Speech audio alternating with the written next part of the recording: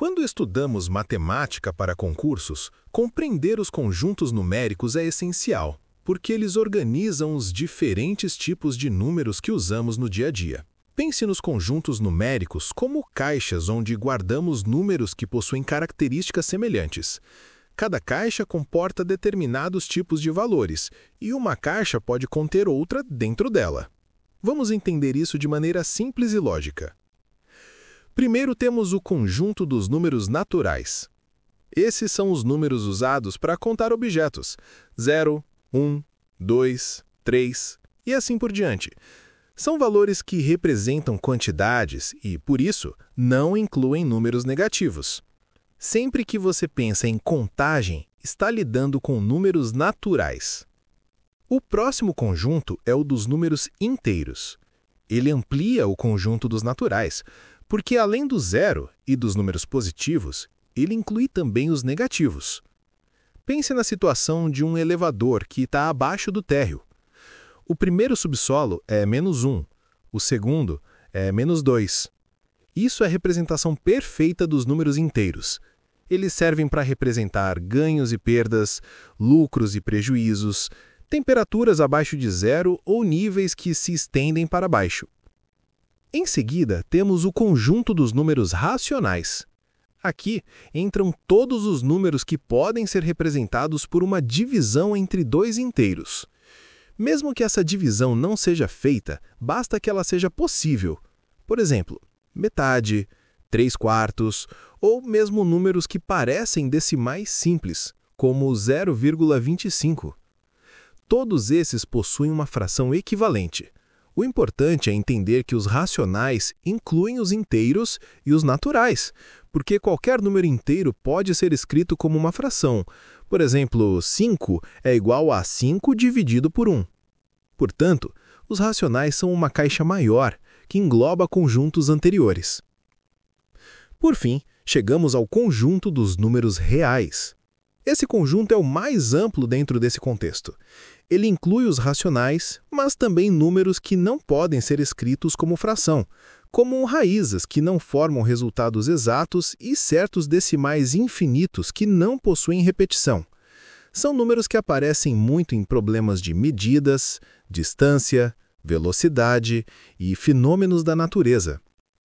Mesmo que você não precise ouvir ou memorizar expressões formais, basta compreender que os reais englobam praticamente todos os números que usamos no dia a dia. É importante notar que existe uma hierarquia. Os naturais estão dentro dos inteiros, os inteiros dentro dos racionais e os racionais dentro dos reais. É como um conjunto de caixas, cada uma um pouco maior que a anterior, permitindo que você identifique rapidamente onde cada número se encaixa. Para concursos, o essencial é saber identificar o tipo de número envolvido no problema e entender qual conjunto ele pertence. Assim, você consegue analisar melhor a questão, prever possíveis resultados e escolher a operação correta. Esse entendimento forma a base para toda a parte de aritmética, problemas de lógica, porcentagem e diversas aplicações práticas que aparecem nas provas da Agência Reguladora de Serviços Públicos de São Paulo. Quando falamos de múltiplos e divisores, estamos tratando de relações fundamentais entre os números. Dizer que um número é múltiplo de outro significa que ele pode ser obtido pela repetição desse número. Por exemplo, quando dizemos que 12 é múltiplo de 3, estamos dizendo que 3, repetido 4 vezes, chega em 12. Isso serve para identificar padrões, resolver problemas envolvendo ritmo, ciclos, periodicidade e para analisar divisões exatas. Divisor é o processo inverso. Um número é divisor de outro quando consegue dividi-lo sem deixar resto. Por exemplo, 4 é divisor de 20, porque a divisão é exata. Em concursos, essa ideia aparece em questões de organização, repartição, distribuição de quantidades iguais e até em raciocínio lógico, quando precisamos saber qual valor divide outro de maneira perfeita. Dentro desse contexto, surge o conceito de números primos. Um número primo é aquele que só pode ser dividido exatamente por ele mesmo e por 1.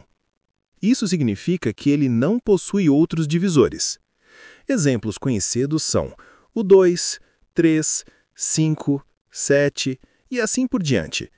Os primos são muito importantes porque funcionam como blocos básicos na construção de todos os outros números. A decomposição de um número em fatores primos ajuda a resolver problemas de mínimo múltiplo comum, máximo divisor comum e diversas questões de estruturas numéricas. Seguindo, vamos falar de potências e raízes.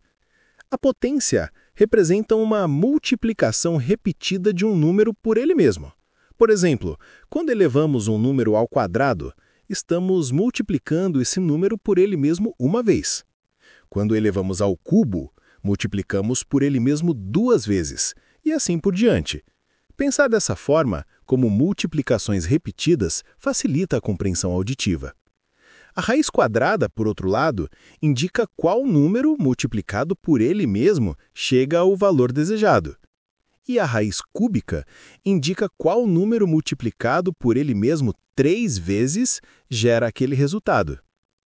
Em provas, potências e raízes aparecem para simplificar expressões, comparar grandezas e resolver problemas envolvendo crescimento, escala e medidas.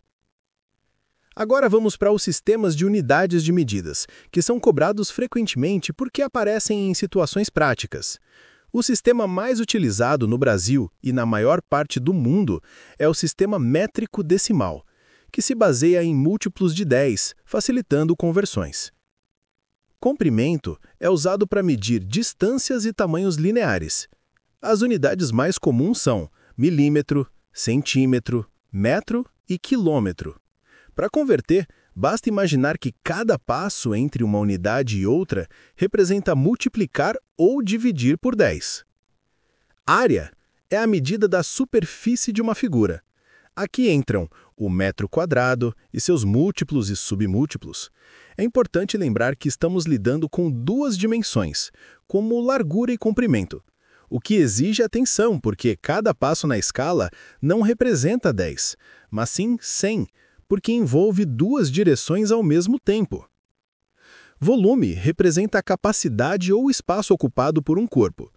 As unidades mais comuns são o metro cúbico e o litro. Aqui, estamos trabalhando com 3 dimensões.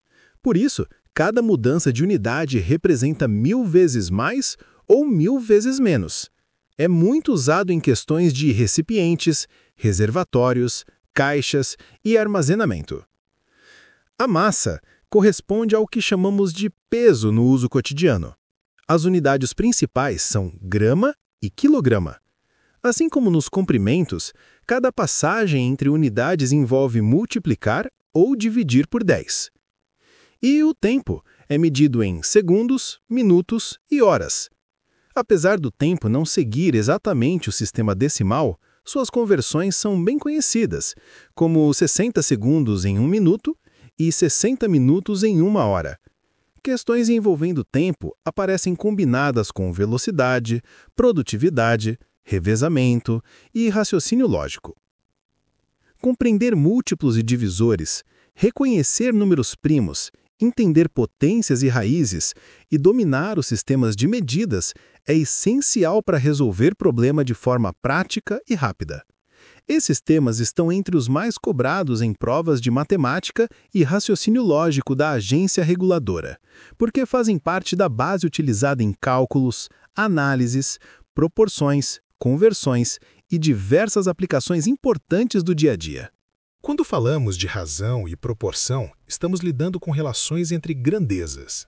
Razão é a comparação entre 2 quantidades de mesma espécie, ou seja, 2 valores que podem ser comparados de maneira lógica. Por exemplo, quando dizemos que em uma sala há 20 mulheres e 10 homens, podemos comparar esses valores dizendo que a razão é de 2 mulheres para cada homem. Essa comparação nos mostra quantas vezes uma grandeza contém a outra.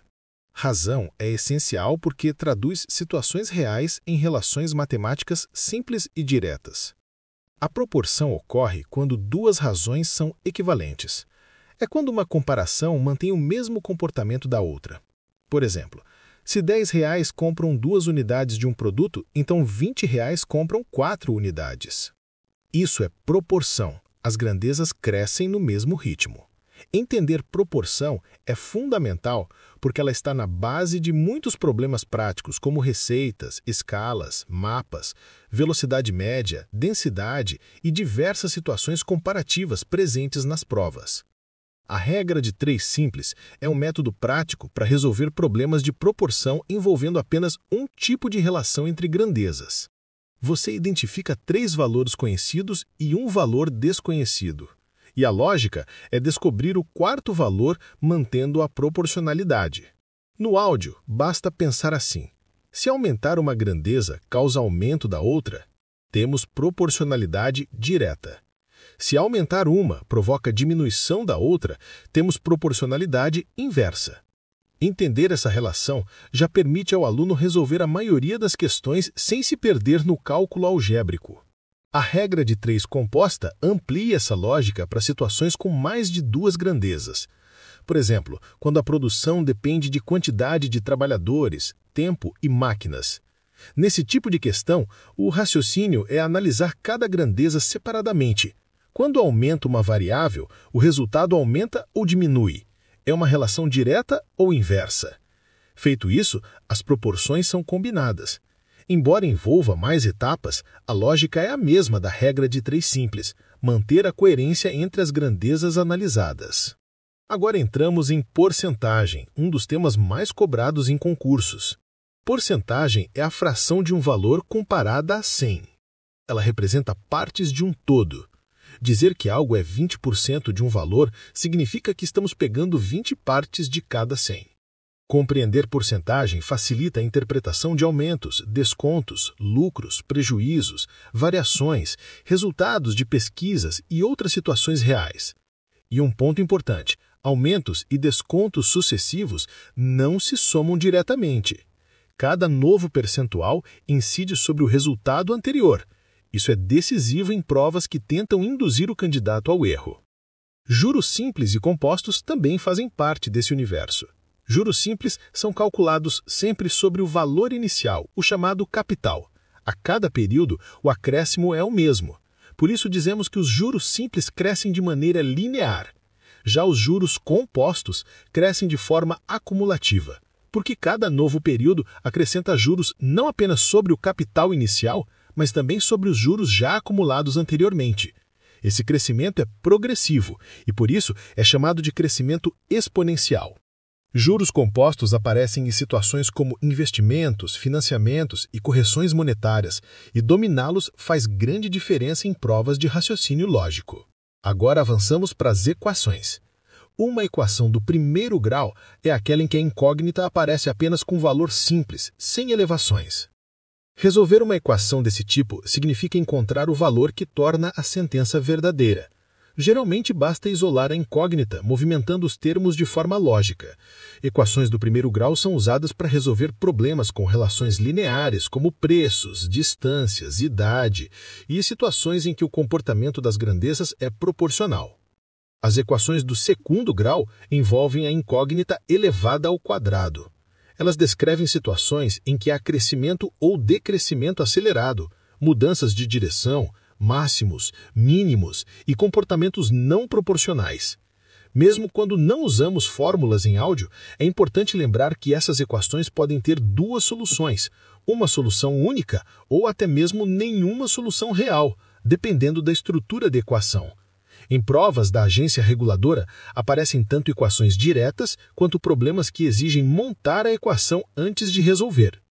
Os sistemas de equações surgem quando há mais de uma equação envolvendo 2 ou mais incógnitas. A lógica é simples. Cada equação representa uma informação. Resolver o sistema significa encontrar valores que satisfazem todas as informações ao mesmo tempo. É como juntar peças de um quebra-cabeça até encontrar a combinação que atende a todas as condições.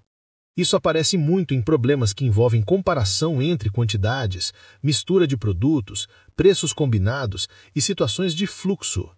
Agora chegamos às equações exponenciais. Elas aparecem quando a incógnita está no expoente, ou seja, quando o valor desconhecido está elevado. Esse tipo de equação representa situações de crescimento acelerado, sucessões multiplicativas, processos repetitivos e análise de padrões. Elas são recorrentes em questões que envolvem juros compostos, progressões e fenômenos naturais que crescem ou reduzem em escala multiplicativa. Por fim, as equações logarítmicas. O logaritmo é o processo inverso da potência. Ele responde à pergunta: a qual valor devemos elevar determinada base para chegar ao número desejado? Por isso, logaritmos aparecem quando precisamos desfazer crescimentos exponenciais, ajustar escalas, comparar grandezas que variam muito ou interpretar processos acumulativos. Eles aparecem em provas de forma contextualizada, geralmente sem necessidade de cálculos avançados, bastando saber interpretar seu significado e reconhecer propriedades básicas. Compreender razão, proporção, regra de 3, porcentagem, juros, equações e sistemas é fundamental para qualquer prova de matemática e raciocínio lógico. Esses temas aparecem de forma de texto, tabelas, gráficos, problemas contextualizados e questões práticas de interpretação. Eles formam a base de todo o raciocínio matemático aplicado, e dominar essas ideias permite resolver com segurança tanto questões diretas quanto problemas mais elaborados. Quando falamos de funções na matemática, estamos tratando de relações entre grandezas, em que cada valor de entrada gera um valor de saída. É como uma máquina. Você coloca um número e recebe outro de acordo com uma regra previamente definida. As funções descrevem comportamentos, tendências e variações, sendo muito utilizadas em situações reais e nas questões de concursos. A função afim é a mais simples. Ela descreve comportamentos lineares, ou seja, relações em que o crescimento ou a diminuição acontece sempre no mesmo ritmo. Imagine uma tarifa de corrida que cobra um valor fixo mais um valor por quilômetro rodado. Esse tipo de situação é representado por uma função afim. Ela está presente em problemas de variação constante, projeções simples, planejamento de metas, salários, parcelas, padrões de repetição e situações que evoluem de forma linear. A função quadrática já apresenta comportamento curvo. Ela descreve situações em que o crescimento se acelera ou diminui de forma progressiva, formando a famosa parábola. Isso aparece em problemas sobre trajetórias, áreas, máximos e mínimos, lucro máximo, otimização de resultados e variações não lineares. Um ponto importante é que a função quadrática pode ter valores positivos, negativos ou nenhum valor real como solução, dependendo do seu formato. Interpretar seu comportamento já ajuda muito sem precisar visualizar o gráfico. As funções exponenciais trazem uma característica marcante: o crescimento multiplicativo. Em vez de somar a mesma quantidade a cada etapa, multiplica-se. É o caso dos juros compostos, do crescimento populacional e de situações que dobram ou triplicam repetidamente. Esse tipo de função cresce ou diminui muito rápido. Por isso, ela aparece em problemas que envolvem evolução ao longo do tempo, progressões aceleradas e análises relacionadas a curvas de crescimento. As funções logarítmicas são o contrário das exponenciais. Enquanto a função exponencial cresce muito rápido, a logarítmica cresce de forma lenta e controlada. Ela responde à pergunta: quanto precisamos multiplicar determinado valor para chegar ao resultado desejado? Os logaritmos aparecem onde há necessidade de reduzir escalas muito amplas para valores mais manejáveis, como em intensidade sonora, pH, ou mesmo problemas matemáticos que exigem interpretar processos inversos do crescimento exponencial. Em concursos, o importante é compreender seu comportamento geral e sua relação com as exponenciais. Agora passando para progressões aritméticas e geométricas. Uma progressão aritmética é uma sequência de números em que a diferença entre um termo e o próximo é constante. Essa diferença constante é chamada de razão da progressão. É como subir ou descer degraus sempre com a mesma altura. Progressões aritméticas aparecem em planejamento de metas, salários, parcelas, padrões de repetição e situações que evoluem de forma linear. A progressão geométrica é semelhante, mas em vez de acrescentar uma diferença fixa, multiplicamos cada termo por um valor constante. É a progressão natural das situações exponenciais. Ela aparece em juros compostos, crescimento populacional, multiplicação repetida, análise de dados que dobram ou reduzem pela metade e diversos fenômenos de variação acelerada. O comportamento é multiplicativo e entender essa lógica permite interpretar questões sem necessariamente realizar cálculos trabalhosos. Seguimos agora para a análise combinatória. Ela responde à pergunta: de quantas maneiras algo pode ser organizado? É a matemática das contagens. Quando falamos em permutação, estamos tratando de situações em que todos os elementos são utilizados e apenas mudamos a ordem. Por exemplo, organizar pessoas em fila ou letras de uma palavra. A ordem importa e todos os elementos participam. O arranjo ocorre quando a ordem também importa, mas nem todos os elementos são usados. É como escolher algumas pessoas de um grupo e ainda definir a ordem delas. Isso aparece em informação de senhas, códigos e grupos selecionados com hierarquia. A combinação acontece quando escolhemos elementos, mas agora a ordem não faz diferença. É o caso de montar uma equipe, formar um grupo de estudo ou selecionar itens sem se preocupar com quem está antes ou depois. Entender a diferença entre permutação, arranjo e combinação é fundamental, porque muitas questões exploram exatamente essa distinção. A probabilidade é a parte da matemática que analisa a chance de um evento acontecer. Ela compara o número de resultados favoráveis com o total de resultados possíveis. A probabilidade pode ser pensada como uma medida entre 0 e 1, ou entre 0 e 100%, que indica o quanto um evento é provável ou improvável. Questões de probabilidade aparecem com dados, cartas, situações de sorteio, previsão de comportamento e eventos aleatórios. O mais importante é identificar o universo total, os casos favoráveis e se o evento é simples, composto, dependente ou independente. Por fim, entramos na estatística básica, muito presente nas provas da agência reguladora, porque envolve interpretação, análise crítica e raciocínio aplicado. A estatística trabalha com dados reais, apresentados em tabelas e gráficos. Aqui, o essencial é compreender o que cada informação representa. Ao visualizar uma tabela, identifique categorias, totais, comparações e variações. Em gráficos, observe tendências, aumentos, quedas, proporções e relações entre variáveis.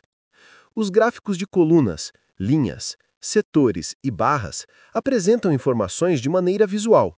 O importante é entender o que cada eixo representa, o que cada cor indica e qual é a mensagem principal do conjunto de dados. Muitas questões não exigem cálculos, apenas interpretação atenta. Outras podem envolver médias, porcentagens aplicadas aos gráficos ou comparação entre valores apresentados na figura. Dominar funções, progressões, análise combinatória, probabilidade e estatística dá ao candidato um conjunto de ferramentas poderosas para resolver questões tanto quantitativas quanto interpretativas. Esses temas exigem entendimento do comportamento das grandezas e capacidade de relacionar informações, habilidades essenciais para qualquer prova de matemática e raciocínio lógico. Quando trabalhamos com estatística básica em provas de concursos, especialmente para agências reguladoras, é fundamental entender as chamadas medidas de tendência central. Essas medidas têm a função de resumir um conjunto de dados, apontando um valor que representa, de forma aproximada, o comportamento geral daquele grupo. As três medidas mais importantes são média, mediana e moda. A média é o valor que representa o equilíbrio de um conjunto de dados. Para encontrá-la, somamos todos os valores e dividimos pelo número de elementos. Mesmo que essa operação não seja explicitada durante o áudio, o essencial é entender o conceito. A média distribui os valores de maneira uniforme. É muito usada em cálculos de desempenho, produtividade, notas, indicadores e análises que buscam o comportamento geral de um grupo. A mediana representa o valor central de um conjunto de dados quando eles são colocados em ordem crescente ou decrescente. Ela divide o grupo em duas partes iguais. Quando há um número ímpar de elementos, a mediana é exatamente o valor do meio. Quando há um número par, ela é a média dos dois valores centrais. A mediana é útil porque não sofre tanta influência de valores muito altos ou muito baixos. Por exemplo, em análises salariais, ela pode representar melhor a realidade do que a média, pois evita distorções causadas por valores extremos. A moda é o valor que mais se repete em um conjunto de dados. Ela é extremamente útil quando queremos identificar padrões, preferências ou comportamentos mais frequentes. Por exemplo, ao analisar qual produto é mais vendido, qual horário tem mais movimento ou qual categoria aparece com maior frequência. Essas três medidas oferecem visões complementares. A média mostra o equilíbrio numérico, a mediana indica o ponto central e a moda revela o valor mais comum. Dependendo da situação, uma delas será mais adequada do que as outras, e por isso as bancas costumam explorar a interpretação dessas diferenças. Agora vamos falar sobre relação entre grandezas. Grandeza é tudo aquilo que pode ser medido ou quantificado. Tempo, distância, velocidade, peso, preço, volume e assim por diante. A relação entre grandezas estuda como uma depende da outra. A relação pode ser direta, quando o aumento de uma provoca o aumento da outra, ou inversa, quando o aumento de uma provoca a diminuição da outra. Esse raciocínio aparece em problemas de velocidade média, densidade, produção, consumo, escalas e inúmeras questões de proporcionalidade. Por exemplo, se você aumenta o tempo de trabalho de uma equipe mantendo a mesma produtividade, a quantidade produzida aumenta. Isso é relação direta. Agora, se você aumenta o número de trabalhadores necessários para completar uma tarefa em menos tempo, essa é uma relação inversa. Entender a direção dessa relação é essencial para evitar erros em problemas que envolvem regra de três, gráficos e interpretações. Seguindo, chegamos à interpretação e elaboração de tabelas e gráficos. Esse tema é extremamente presente em provas, porque envolve leitura crítica, análise e tomada de decisão. O candidato precisa saber identificar tendências, comparar valores e extrair informações relevantes. As tabelas organizam dados de forma estruturada. Geralmente apresentam categorias, valores, totais e variações. O foco aqui é saber observar o que cada coluna representa, qual é o período analisado e como os valores se relacionam. Muitas questões pedem apenas a leitura correta da tabela, sem necessidade de cálculo. Outras pedem comparações, diferenças, aumentos, reduções ou porcentagens. Os gráficos traduzem os dados em representações visuais. Entre os mais comuns estão os gráficos de colunas, de barras, de linhas e os gráficos de setores, também chamados de gráficos circulares. Em gráficos de colunas e barras, comparamos valores entre categorias diferentes. Já o gráfico de linhas é usado para observar a evolução ao longo do tempo, pois destaca tendências de crescimento e queda. O gráfico de setores mostra a participação percentual de cada parte dentro de um todo. Ao interpretar gráficos, o mais importante é identificar o que cada eixo representa, o que cada cor ou categoria indica e qual é a mensagem principal do conjunto de dados. As bancas costumam inserir pegadinhas simples, como escalas diferentes, valores próximos que precisam ser comparados com cuidado ou legendas que exigem atenção. Quando o edital fala também em elaboração de tabelas e gráficos, significa que o candidato deve ser capaz de transformar informações textuais ou numéricas em uma estrutura organizada. Isso não exige desenhar o gráfico, mas sim compreender qual formato é mais adequado para cada tipo de dado. Por exemplo, dados ao longo do tempo combinam melhor com o gráfico de linhas. Comparações entre grupos diferentes se encaixam melhor em colunas ou barras. Porcentagens são bem representadas por setores. Dominar medidas de tendência central, Entender relações entre grandezas e interpretar tabelas e gráficos é essencial para qualquer prova que envolva análise de informação. Esses temas ajudam o candidato a resolver questões matemáticas, mas também a desenvolver uma leitura crítica, capacidade de síntese e habilidade de tomar decisões com base em dados, algo muito valorizado em concursos atuais. A geometria plana é o ramo da matemática que estuda as formas que possuem apenas duas dimensões, comprimento e largura. Ela é extremamente cobrada em concursos porque aparece em situações práticas, como cálculo de espaços, medidas, localização e análise de figuras. Mesmo sem visualizar o desenho durante o áudio, o importante é entender o comportamento das figuras, suas propriedades e suas medidas. Começamos pelos polígonos. Um polígono é uma figura plana formada por segmentos de reta que se conectam. Esses segmentos são chamados de lados, e os pontos onde eles se encontram são os vértices. Os polígonos podem ter 3 lados, como o triângulo, 4 lados, como o quadrado e o retângulo, 5 lados, como o pentágono, e assim por diante. Quanto mais lados a figura tiver, maior o número de vértices e de ângulos. Uma característica importante dos polígonos é a soma dos ângulos internos. Mesmo sem a fórmula explícita, basta lembrar do conceito. Quanto mais lados a figura tiver, maior será a soma dos seus ângulos internos. Triângulos têm soma de 180 graus. Quadriláteros têm soma de 360 graus. E essa lógica continua aumentando conforme o número de lados cresce. Em provas, isso aparece muito quando a questão traz um polígono regular, que é aquele em que todos os lados e ângulos são iguais. Nesse caso, basta dividir a soma dos ângulos pelo número de lados para descobrir o ângulo interno. Agora falamos da circunferência e do círculo. A circunferência é o contorno, a linha curva que delimita o formato. O círculo é toda a área interna dessa circunferência.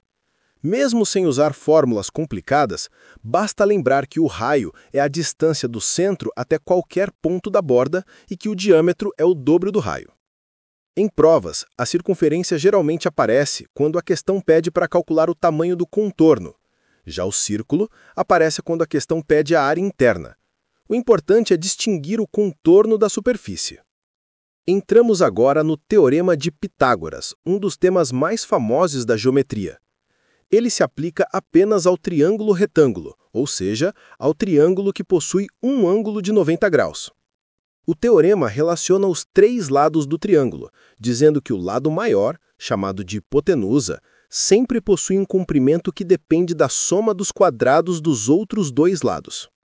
Mesmo sem expressar essa relação de maneira algébrica no áudio, basta entender que, se você conhecer 2 lados de um triângulo retângulo, é possível encontrar o terceiro. Esse teorema aparece em problemas de distância, altura, diagonal e localização de pontos. Seguindo, temos a trigonometria no triângulo retângulo. A trigonometria estuda relações em triângulos e lados. As razões trigonométricas mais usadas são seno, cosseno e tangente. Cada uma delas compara partes do triângulo de maneira diferente. Sem fórmulas, basta entender o significado geral. Seno relaciona a altura do lado oposto ao ângulo com a hipotenusa. Cosseno relaciona o lado adjacente ao ângulo com a hipotenusa. E tangente relaciona o lado oposto com o lado adjacente.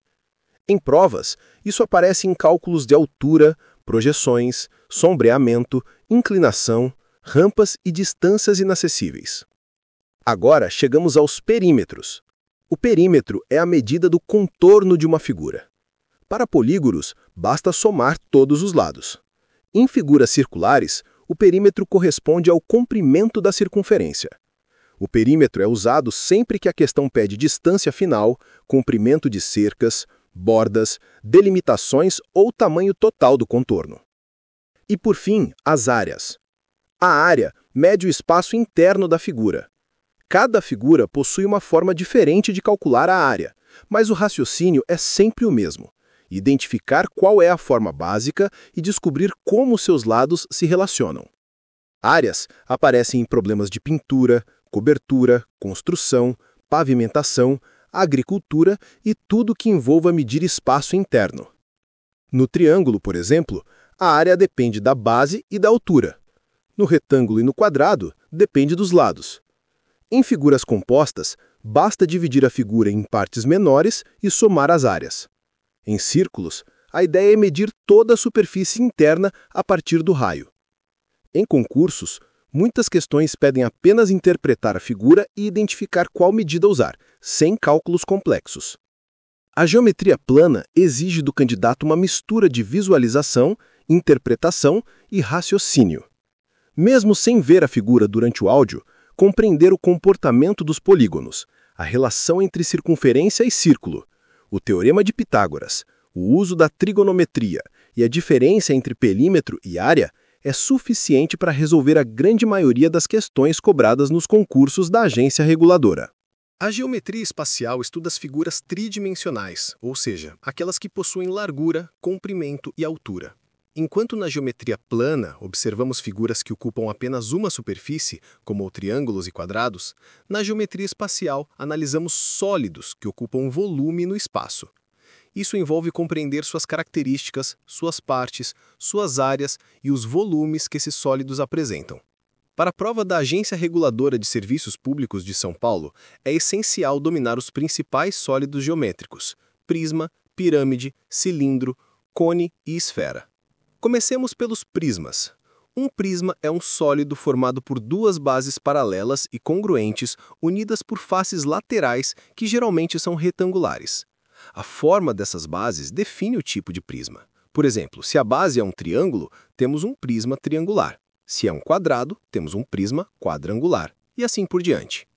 A área total de um prisma envolve a soma das áreas das bases com a área lateral. E o volume é calculado sempre multiplicando a área da base pela altura do prisma, ou seja, o comprimento entre as duas bases paralelas. Entender esse princípio é importante porque muitos problemas contextualizados usam prismas para representar caixas, embalagens ou reservatórios. Agora, a pirâmide. A pirâmide se diferencia do prisma porque possui apenas uma base e todas as faces laterais se encontram em um ponto chamado vértice. As faces laterais são sempre triangulares. A área total de uma pirâmide inclui a área da base mais a soma das áreas dos triângulos laterais. Já o volume de uma pirâmide segue um padrão importante. Corresponde a 1/3 do volume de um prisma que teria a mesma base e a mesma altura. Ou seja, é a área da base multiplicada pela altura dividida por 3. Essa relação é muito cobrada porque mostra a diferença entre sólidos que têm formas semelhantes, mas volumes distintos. Seguindo para o cilindro, que é um sólido muito presente no cotidiano, latas, tubos e reservatórios geralmente têm formato cilíndrico. Ele possui duas bases circulares e paralelas ligadas por uma superfície lateral curva. Para entender sua área total, é preciso visualizar que a superfície lateral do cilindro pode ser desenrolada, formando um retângulo, cujo comprimento é o perímetro da base e cuja altura é a altura do cilindro. Já o volume é sempre a área da base, que é um círculo, multiplicada pela altura.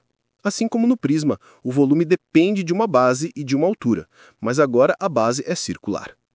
O cone é uma espécie de pirâmide de base circular.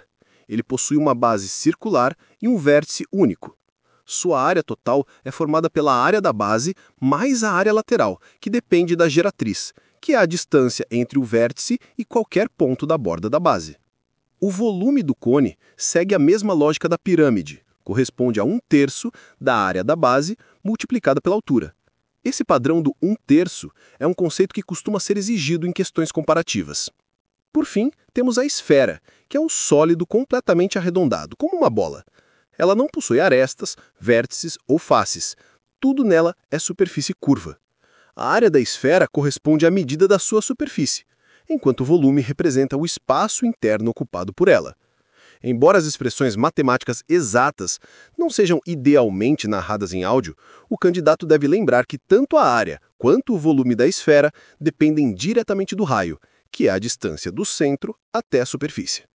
De forma geral, para acertar questões envolvendo áreas e volumes, o candidato deve sempre visualizar o sólido, identificar a base, reconhecer a altura e compreender a diferença entre a área total, a área lateral e o volume. A geometria espacial aparece frequentemente em questões relacionadas ao cotidiano, como cálculo de capacidade de caixas d'água, silos, embalagens, tanques, recipientes de armazenamento e até mesmo estimativas de material necessário para revestimentos. Saber interpretar o enunciado, entender qual medida está sendo solicitada e diferenciar área de volume é essencial, porque muitos erros acontecem justamente por confundir essas grandezas. Área representa a cobertura de superfície, enquanto o volume está sempre relacionado ao espaço interno do sólido. E, acima de tudo, a habilidade central nessa parte da matemática é transformar a descrição verbal em uma imagem mental do sólido, relacionando suas características ao raciocínio lógico para resolver o problema. A estrutura lógica de relações arbitrárias entre pessoas, lugares, objetos ou eventos fictícios é um dos temas mais importantes do raciocínio lógico, especialmente nas provas de concursos públicos. Quando falamos em relações arbitrárias, estamos nos referindo àquelas ligações que não vêm prontas ou naturalmente definidas no enunciado. Em vez disso, são relações inventadas ou estabelecidas apenas para os fins do problema. O candidato precisa interpretar essas informações e organizá-las mentalmente para descobrir como os elementos se conectam. Esse tipo de questão funciona como um pequeno quebra-cabeça. O enunciado apresenta personagens, locais, objetos, datas ou acontecimentos, e entre eles existe algum tipo de ligação. Pode ser uma ordem, uma correspondência, uma comparação, uma posição relativa ou uma combinação entre vários elementos.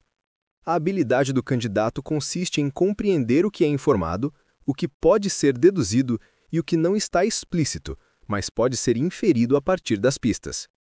Essas relações podem aparecer de diversas formas. Uma das mais comuns é a relação de ordem. Nesse caso, os elementos estão organizados segundo algum critério, como altura, idade, tempo, distância, horário ou fila de atendimento. O enunciado fornece comparações do tipo A está antes de B, C é mais alto que D. O evento X ocorreu depois do evento Y e assim por diante. A tarefa é estabelecer essa hierarquia completa, preenchendo todas as posições, mesmo que o enunciado traga apenas partes dela. Outro formato bastante frequente é a relação de correspondência, quando temos dois ou mais conjuntos de elementos que precisam ser emparelhados. Por exemplo, 4 pessoas, 4 cidades e 4 profissões.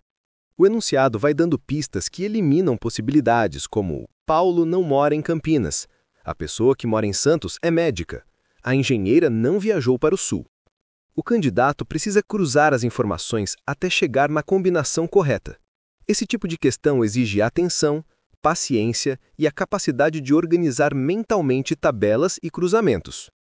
Também são comuns as relações espaciais, que envolvem posições relativas.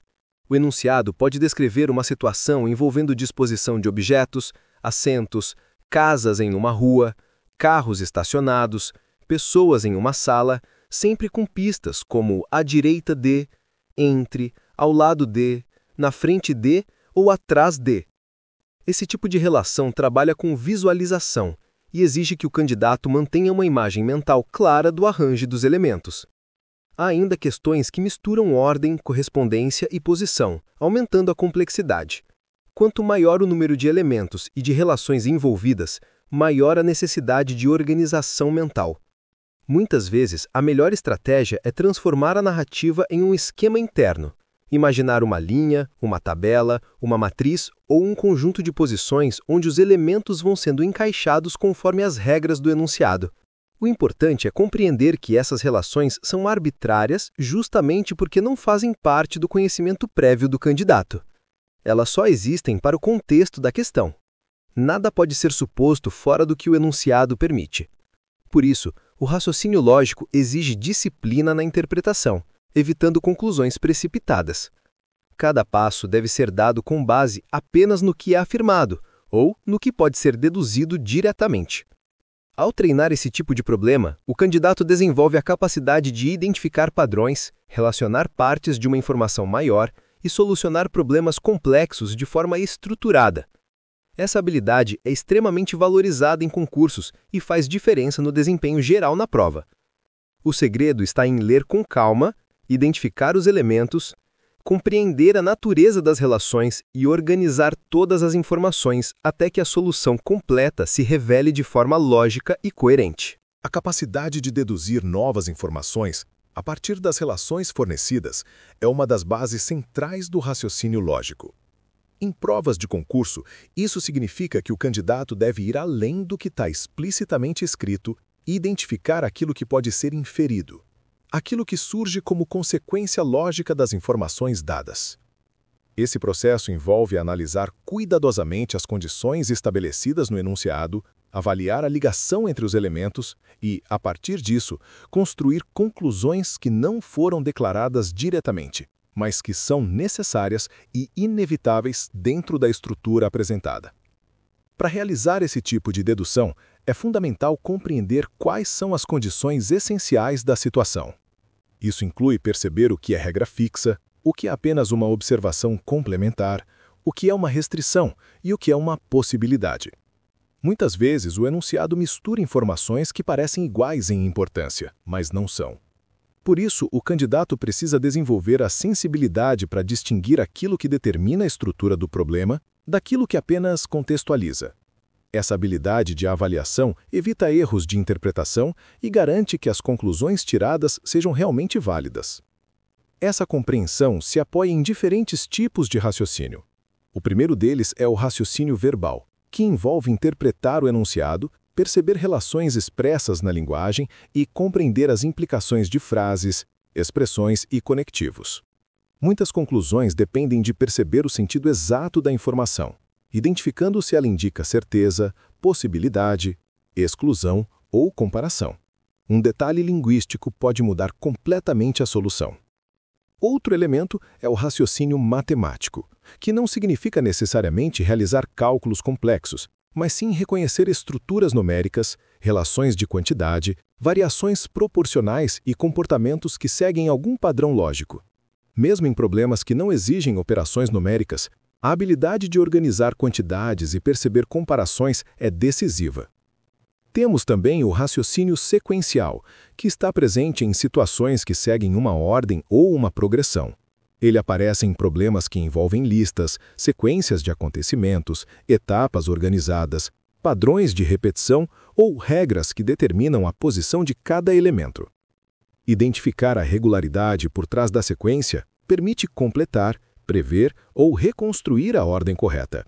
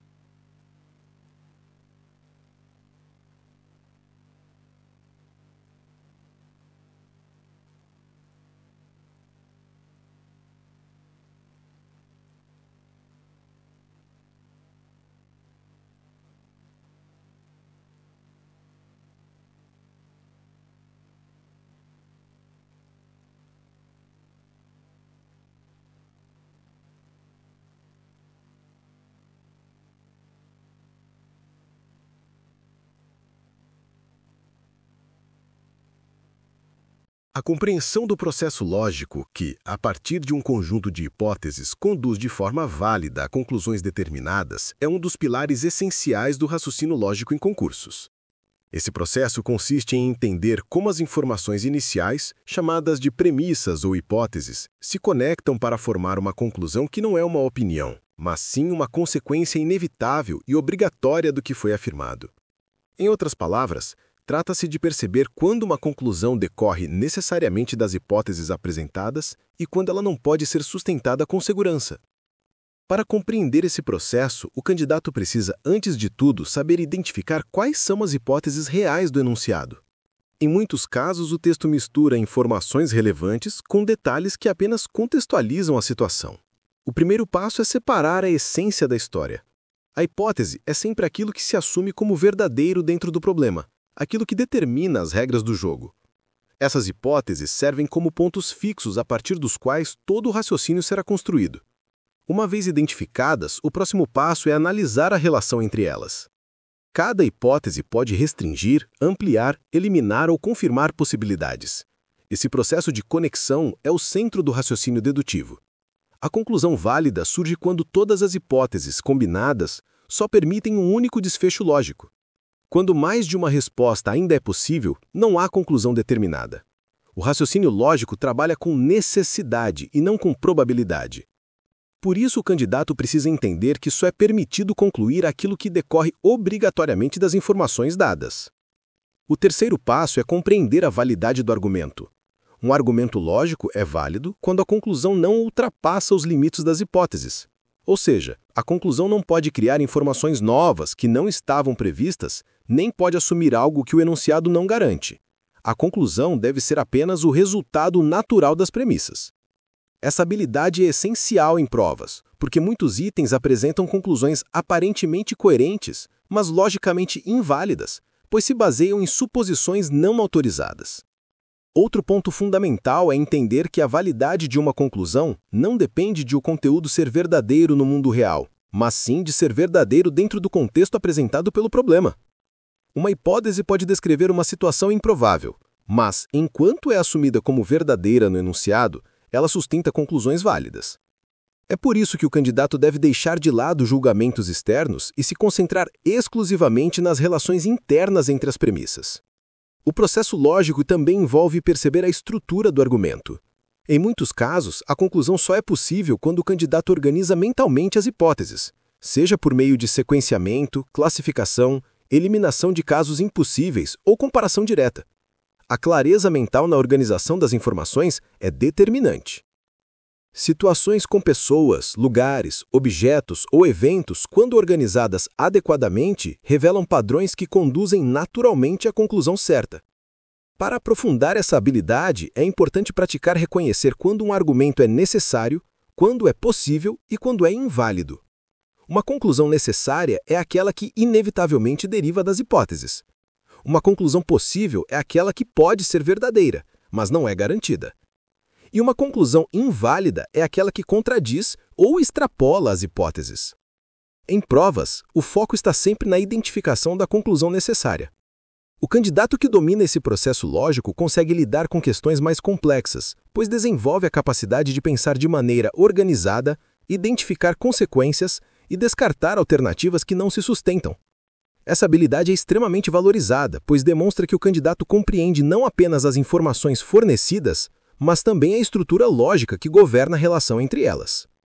Com treino adequado, a mente passa a identificar automaticamente as premissas relevantes, as ligações necessárias e as conclusões inevitáveis, tornando o raciocínio mais rápido, seguro e preciso. E é exatamente essa capacidade que as bancas buscam avaliar quando cobram o entendimento do processo lógico que conduz de hipóteses a conclusões válidas.